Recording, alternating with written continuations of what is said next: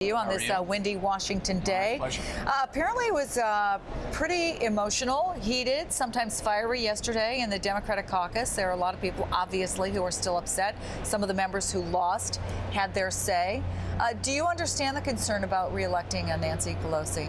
I guess so. I mean, you gotta remember, she as the speaker, all speakers to some degree get caricatured and get blamed. You know, it was the same way with Newt Gingrich, same way with Tip O'Neill. That's what happens when you run the organization. Ellen Boyd called her the face of our defeat.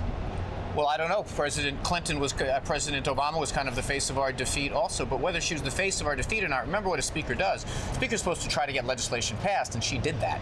And she did that in a way that I think was as impressive as anyone since Sam Rayburn. But we got to keep in mind, one of the things that we should remember about Nancy Pelosi, she's the one that got us into the majority. Remember, in 2004, 2005, you would have thought we were a decade away, you know, from becoming the majority party. She led us there. She knows how to do it. The real issue is the vote was about change, and if the vote was about change, because a lot of folks got tossed out, a lot of new people are coming in, that when the American people sit back, and not just on the House side, but on the Senate side as well, see the same four leaders, and Chris, I got to tell you something. If Fox News advertised millions of dollars every day to try to vilify you, would that be a reason for MSNBC to fire you? No, because, you know, whether what they said isn't truthful, if they said didn't reflect the true values of the American people or the Democratic Party, that's not the way we should be. We should not be responding to how what the Republicans want. We should be responding to what we believe is best for our caucus. Nancy Pelosi helped us pass health care reform, helped us pass financial reform, helped us get the largest middle class tax cut in American history passed. You know, she did what we wanted her to do and reflect democratic values. I don't believe we should become Republican just because the election. So all the headlines about just how heated that meeting was, do you think they're overstated? Oh, no. A lot of people, and frankly, it's going on right now, where I'm going to cast the vote today on keeping Nancy Pelosi, and she'll win easily. What's going on in there? This is a caucus of Democrats who are choosing our leadership today. But is it? It is, you know, we're Democrats, so we kind of fight by second nature. People? Exactly. You know, so I think there are a lot of people who have a lot that they want to talk about in the context of an election that went terribly for us.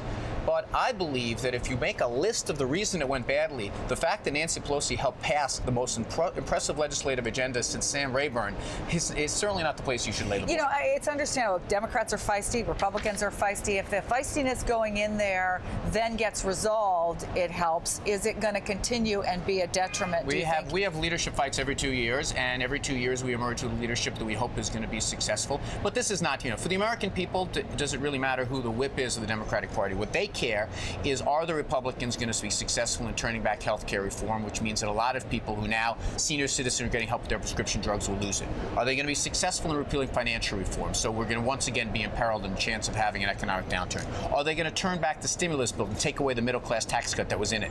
These are the things American people care about, and we're going to be on their side fighting for them. I think you think the American people care about this. I hold up this report that your committee did, rather your office did. Store credit card rates. I got to tell you, I was shocked. These are stores that people will all be going to. Radio Shack, 28.99% interest rate. Best Buy, 27.99. Staples, Home Depot, Sears, Abercrombie & Fitch. And I could go down the list.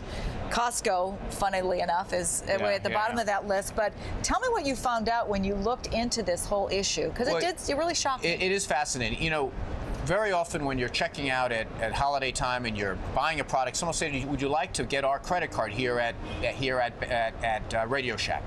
We got a great teaser rate. We have a great deal. You get 10% off this. The problem is that those cards have really defied the laws of economic gravity. As the cost of money has come down, those store credit card rates are through the roof. We have found an average of 24%, while bank card rates are coming down. And what it really is that people shop around for the products very carefully, but they don't shop around very carefully for how they pay for them.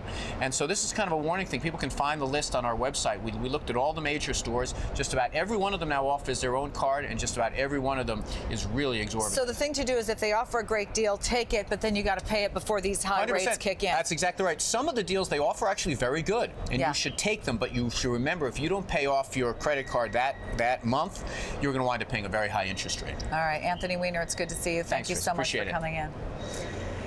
All right, developing now on